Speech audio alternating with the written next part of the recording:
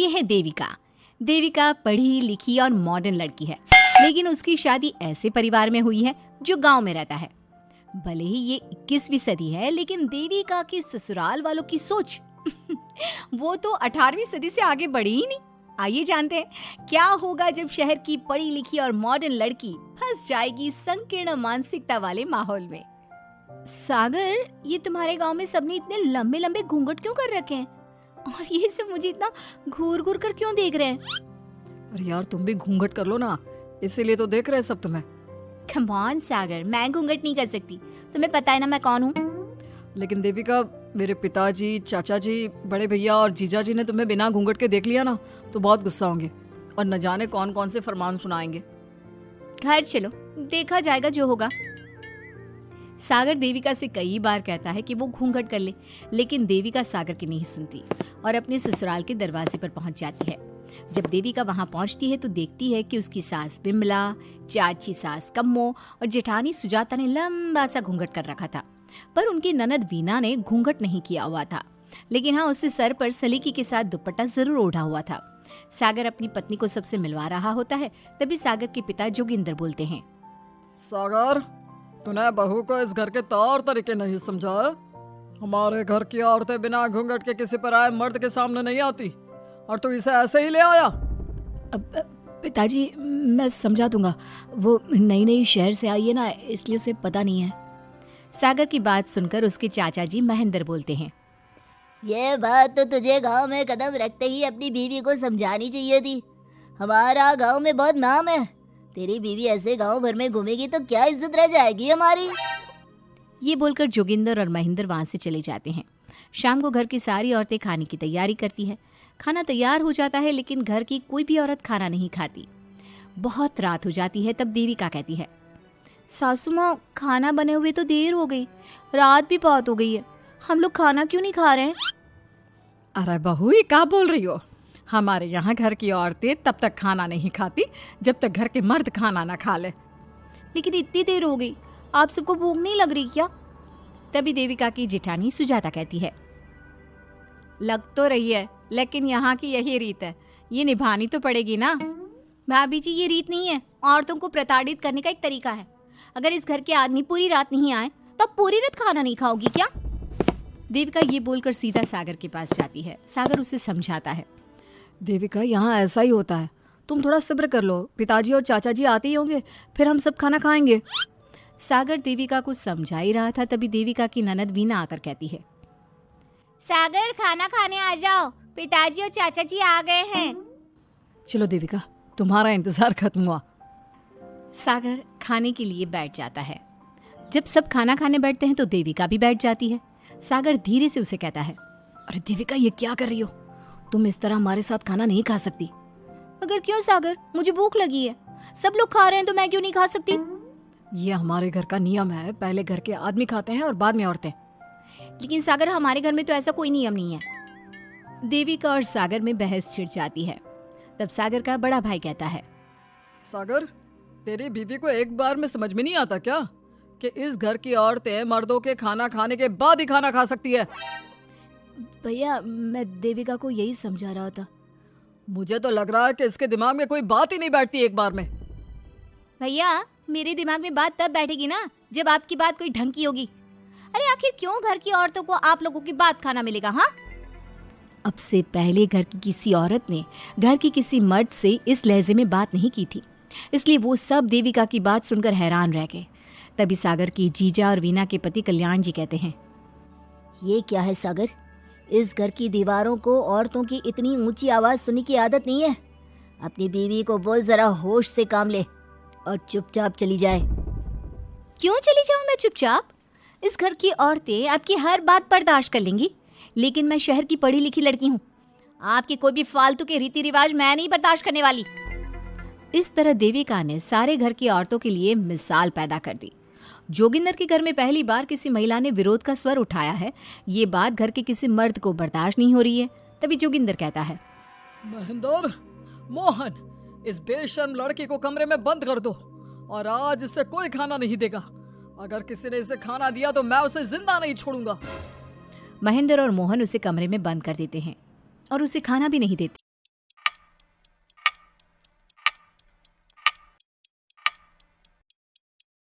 रात के 3 बज जाते हैं। भूख की वजह से देविका को नींद भी नहीं आती। तभी उसे कुछ महसूस होता है। ऐसा लग रहा है कोई दरवाजा खोल रहा है, लेकिन इतनी रात को कौन हो सकता है? कहीं सागर तो नहीं? देविका उम्मीद भरी नजरों से दरवाजे की तरफ देखती है, लेकिन दरवाजा खोलने वाला सागर नहीं बल्कि विमला और कम्मो है। माँ जी, चाची जी, आप दोनों? बहू, ये ले, हम तेरे लिए खाना लाए हैं, खा ले। और ये बात ना तो किसी को बताना मत कि हमने तुझे खाना दिया है, नहीं तो हमारे मर्द मार मार कर हमारा बुरा हाल कर देंगे। माँ जी, आप यहाँ इतना घुट घुट कर क्यों रहती हो? देविका, अब तू भी इस घर की बहू है, तू भी हमारी तरह रहना सीख ले। इस घर के कायदे कानून अपना ले। इस घर के मर्द तो कभी बदलने वाले हैं नहीं बहू, तो तू ही बदल ले अपने आप को। माँ जी, बदलाव अच्छे के लिए हो तो हमें बदलना चाहिए, बेकार और बेतुकी बातों का तो विरोध करना चाहिए। दोनों ने देविका को समझाने की कोशिश की, लेकिन देविका ने उल्टा उन्हें ही समझा दिया। इसी तरह एक दिन देविका किसी बात पर जोर जोर से हंस रही थी। तभी देविका की सास विमला ने उसे टोकते हुए कहा, अरे बहू, तू इतनी जोर जोर से क्यों हंस रही है? हमारे घर की औरत इतनी जोर जोर से नहीं हंसती। विमला अपनी बहू को समझा रही थी कि तभी महेंद्र बोलता है, अरे कम्मो, कौन है ये औरत जो बेशर्मों की तरह जोर जोर से हंस रही है? तभी कम्मो और देविका बाहर आ जाती हैं। जी वो मैं हंस रही थी चाचा जी, अब आप लोग हंसने पर भी पाबंदी लगाओगे क्या? तुम जैसी बदतमीज लड़कियों से मैं बात नहीं करना चाहता, लेकिन कान खोलकर सुन लो, इस घर की औरतें इतना जोर जोर से नहीं हंसती। और हाँ, तुम्हें पहले ही बता चुके हैं कि इस घर की दीवारों को औरतों की तेज आवाज सुनने की आदत नहीं है। इस घर की दीवारों को आदमियों की ऊंची आवाज सुनने की आदत है, लेकिन औरतों की नहीं। चाचा जी, आपके घर की दीवारें तो बहुत दोगली है। हर पाबंदी औरतों के लिए क्यों चाचा जी? औरतें ये नहीं कर सकती, औरतें वो नहीं कर सकती, औरतें सांस ले सकती है या उस पर भी पाबंदी है? चुप हो जाना बहू, मत बोल और घूंघट कर ले, ये तेरे चाचा ससुर है, थोड़ा तो लिहाज कर। कम्मो के समझाने पर भी देविका चुप नहीं होती। वो महेंद्र से ऐसे ऐसे सवाल पूछती है जिनका जवाब उसके पास होता ही नहीं। महेंद्र गुस्से से सागर को आवाज देता है। महेंद्र की आवाज सुनकर घर के सभी आदमी बाहर आ जाते हैं। जी चाचा जी, आपने बुलाया? अपनी मुंह जोर बीवी को यहाँ से ले जाने तो कुछ अनर्थ हो जाएगा। क्या हुआ चाचा जी? तेरी बीवी जिस तरह से मुझसे बात कर रही है, छोटे बड़े की तमीज नहीं है इसे। कम से कम 7 दिन तक ये कमरे से बाहर नहीं निकलनी चाहिए। अगर इसे मैंने कमरे से बाहर देख लिया तो किसी की खैर नहीं, समझे? पर मैंने कुछ गलत नहीं बोला सागर, जो सच है मैंने वही कहा है। देविका, चलो मेरे साथ। लेकिन सागर, मेरी बात तो सुनो। सागर देविका को वहां से ले जाता है। इसी तरह से कई दिन बीत गए। अब देविका अपने ससुराल में हर गलत बात का विरोध करने लगी, लेकिन जितना ज्यादा वो विरोध करती, उसके ससुराल वाले उस पर उतना ही ज्यादा अत्याचार करते। अब देखना यह है कि देविका अपने ससुराल वालों के अत्याचार को यूं ही सहती रहेगी।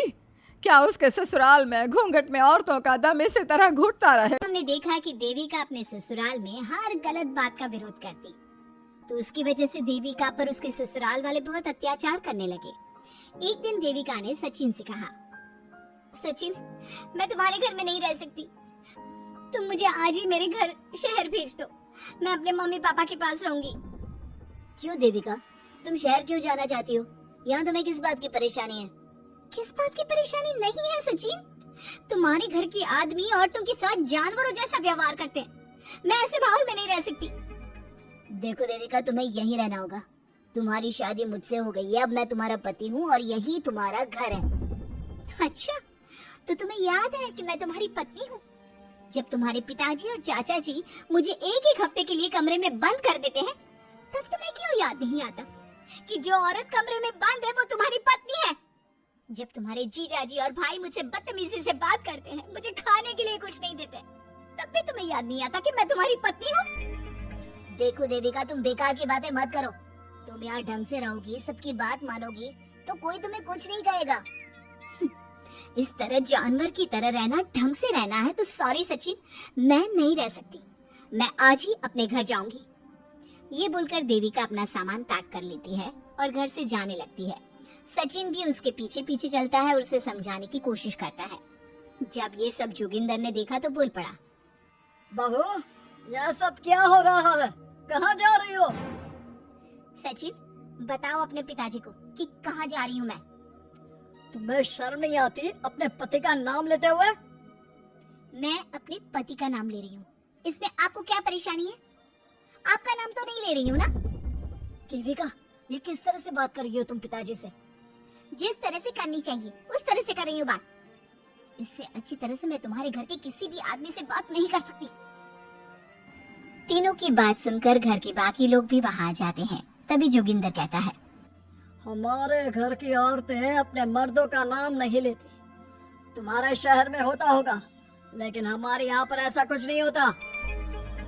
बहू, सचिन तुम्हारा पति है, तुम उसका नाम मत लिया करो। तुम अपने पति का नाम लेने की जगह ए जी, ओ जी, सुनो जी कहा करो। पति ना परमेश्वर होता है। तो परमेश्वर का तो हम नाम लेते हैं। क्यों माँ जी, क्या आप अपने इष्ट देव का नाम नहीं लेती? माँ जी, ये सब इन पुरुषों के बनाए तौर तरीके हैं, औरतों को दबाने के लिए। ये बेशर्म लड़की ऐसा नहीं सुधरेगी। ये हमारे घर की औरतों को भड़का रही है। सचिन, तुम इसे चुप कराओगे या फिर मैं करूं? नहीं नहीं पिताजी, मैं अभी समझा देता हूँ। चलो देविका अंदर, और कितना तमाशा बनाओगी मेरा। सचिन, मैं अंदर नहीं बाहर जाऊंगी, अब मैं यहाँ नहीं रह सकती। देविका की बात सुनकर महेंद्र कहता है, भाई साहब, ये लड़की इस घर से और गांव से बाहर ना जानी चाहिए, नहीं तो हमारे घर और गांव की औरतें भी ऐसी ही हरकतें करेंगी, वो भी मर्दों के खिलाफ बगावत करेंगी। और मैं भी देखती हूँ कि मुझे घर से बाहर जाने से कौन रोकता है। बहू, इनसे बहस करने का कोई फायदा नहीं, तुम अंदर चलो। इस गांव के मर्दों के अंदर बहुत अहंकार भरा हुआ है। देविका किसी की बात नहीं सुनती और अपना सामान उठाकर घर से बाहर जाने लगती है। तभी वहाँ मोहन और कल्याण आते हैं। कल्याण देविका के हाथ में से उसका सूटकेस छीन लेता है और मोहन देविका को जोरदार थप्पड़ मारता है। देविका का सर दीवार में लगता है और वो बेहोश हो जाती है। देविका, देविका तुम ठीक तो? भैया, आपकी हिम्मत कैसे हुई मेरे पति पर हाथ उठाने की? सचिन, तुम जल्दी से देविका भाभी को अंदर कमरे में ले जाओ, मैं अभी वैद्य जी को लेकर आती हूँ। वीना जल्दी से वैद्य जी को लेकर आती है। वैद्य जी थोड़ी देर तक देविका की जांच करते हैं और कहते हैं, मुबारक हो आप सबको, आपकी बहू माँ बनने वाली है। अभी तो मैं आपको दवाई दे देता हूँ, लेकिन आगे इनके इलाज के लिए आपको दाई अम्मा को बुलाना होगा। ये बात सुनकर घर के सभी लोग खुश होते हैं। देविका को जब होश आता है, उसे ये बात पता चलती है तो वो बहुत खुश होती है। वो सबसे कहती है, मैं अपने बच्चे को यहाँ नहीं रख सकती। क्यों बहू, क्या हुआ? अब तुम ये सब बातें मत सोचो, तुम्हें आराम करना चाहिए। नहीं माँ जी, आप नहीं समझ रही। अगर मेरा बेटा हुआ तो इस घर के मर्दों की तरह अहंकारी और औरतों पर जुल्म करने वाला बनेगा, और अगर मेरी बेटी हुई तो वो जानवरों की तरह जुल्म सहने वाली बनेगी, और दोनों ही अनपढ़ रहेंगी। देविका की बात सुनकर घर की सभी औरतों को पहली बार एहसास हुआ कि वो किस अंधकार वाले समाज में जी रही हैं। लेकिन फिर भी घर की सारी औरतें उसे ही समझाती हैं। बहू देखो, तुम्हारी बात सही है, लेकिन तुम इस हालत में सफर नहीं कर सकती।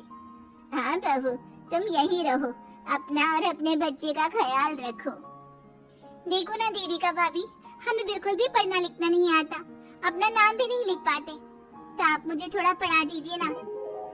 देविका, तुम्हारी बातें सुनकर पहली बार हमें एहसास हुआ है कि कैसे माहौल में हम जी रहे हैं। तुमने हमारे अंदर उम्मीद की नई रोशनी पैदा की है। यहाँ से मत जाओ तुम। देविका ने घर की औरतों की बात सुनी तो उसका दिल पसीज गया। उसने गांव में ही रहने का फैसला लिया। वो अपने घर की औरतों को रोज पढ़ाती, उन्हें अपने अधिकारों के बारे में, देश के बारे में बताती। इसी तरह कई दिन बीत गए और एक दिन सुजाता ने सचिन से कहा, सचिन, देविका की तबीयत ठीक नहीं, तुम जल्दी जाकर दाई अम्मा को बुला लाओ ना। भाभी, दाई अम्मा क्या कर लेंगी? आप किसी डॉक्टर को बुला लो, मेरी तबीयत ठीक नहीं है। देविका, गांव के लोग डॉक्टर पर भरोसा नहीं करते। दाई अम्मा बरसों से ये काम कर रही है, वो तुम्हें ठीक कर देगी। सचिन, तुम्हारे घर वाले अनपढ़ हैं, तुम तो पढ़े लिखे हो ना, देख नहीं रहे मेरी हालत क्या हो रही है। तभी तो बोल रहा हूँ, समय बर्बाद मत करो, मैं अभी आता हूँ। सचिन दाई अम्मा को बुलाकर ले आता है। दाई अम्मा घरेलू नुस्खों से देविका का इलाज तो कर देती है। कुछ समय के लिए उसकी हालत भी स्थिर हो जाती है, लेकिन वो पूरी तरह से ठीक नहीं होती। फिर देविका सचिन से कहती है, सचिन मुझे समझ में नहीं आ रहा, तुम मुझे डॉक्टर के पास क्यों नहीं ले जा रहे? मैं माँ बनने वाली हूँ और मुझे ये भी नहीं पता कि मेरा हेमोग्लोबिन कितना है। दाई अम्मा कर रही है ना तुम्हारा इलाज। लेकिन दाई अम्मा को कुछ समझ में नहीं आ रहा कि मेरे साथ क्या हो रहा है। अगर देखो तुम मुझे नहीं लेकर गए ना तो मैं खुद ही चली जाऊंगी। अगले दिन देविका की तबीयत दोबारा बिगड़ जाती है और दाई अम्मा के किसी भी नुस्खे से वो ठीक नहीं हो रही थी। देविका ने सारी हिम्मत जुटाई और वो अकेले ही डॉक्टर के पास जाने लगी। उसे देखकर मोहन कहता है, बहू इस हालत में कहाँ जा रही हो? आप लोगों के भरोसे रही ना तो आप लोग मुझे मार ही डालोगे। डॉक्टर के पास जा रही हूँ मैं। बहू तेरा दिमाग तो ठिकाने पर है। हमारे घर की औरतें मर्दों से इलाज नहीं कराती। हे भगवान, इन जाहिल लोगों को मैं कैसे समझाऊं? डॉक्टर औरतें भी होती हैं। बहू तो हमें पागल मत बना, हमने तो कभी कोई महिला डॉक्टर नहीं देखी। तो झूठ बोलकर निकलना चाहती है ना? इस गांव की सरहद से आप लोग कभी बाहर नहीं गए ना, इसलिए आप लोगों को नहीं पता कि महिलाएं डॉक्टर के अलावा क्या क्या है। ए लड़की, तुझसे तमीज से बात कर रहे हैं तो तू ज्यादा हवा में मत उड़। बोला ना एक बार, चल अंदर जा। चाचा जी मैं अंदर नहीं जाऊंगी, डॉक्टर के पास जाऊंगी। मेरा इलाज सिर्फ डॉक्टर ही कर सकता है। ये बोलकर देविका घर से निकल रही थी कि तभी जोगिंदर ने उसे कमरे में ले जाकर बेड पर जोर से धक्का दे दिया, जिसकी वजह से देविका के पेट में चोट लग गई और वो दर्द की वजह से जोर जोर से चिल्लाने लगी। ये देखकर घर की सारी औरतें देविका को संभालने लगी। देविका हिम्मत रखो, सब ठीक हो जाएगा। देविका भाभी आप ठीक हो ना? माँ कुछ करिए ना, भाभी की तबीयत बहुत खराब हो रही है। लेकिन मैं क्या कर सकती हूँ? भाभी कुछ तो करो, कहीं बहू को कुछ हो ना जाए। उधर जोगिंदर मेन गेट पर बड़ा सा ताला लगा देता है और कहता है, आज के बाद इस घर से कोई भी औरत बाहर नहीं निकलेगी। देविका का बच्चा भी इसी घर में होगा, ये जिंदा रहे या मर जाए। जोगिंदर की बात सुनकर सभी औरतें बाहर आती हैं। जब विमला को इस बात का एहसास हो जाता है कि जोगिंदर देविका को डॉक्टर के पास किसी कीमत पर नहीं जाने देगा, तब विमला पहली बार अपना घूंघट उठाकर तेज आवाज में कहती है, मैं भी देखती हूँ देविका को डॉक्टर के पास जाने से कौन रोकता है। आज देविका डॉक्टर के पास जाकर रहेगी। देविका की सास का घूंघट आखिरकार उतर ही गया। घर के आदमियों ने पहली बार विमला का ये रूप देखा था और उसकी तेज आवाज पहली बार सुनी थी। क्या विमला अपनी बहू की जान बचा पाएगी या जोगिंदर अपनी पत्नी की आवाज भी दबा देगा? ये जानने के लिए हमारे अगले एपिसोड का इंतजार कीजिए और हमें कमेंट में ये भी बताइए कि घर की औरतों को आगे क्या कदम उठाना चाहिए।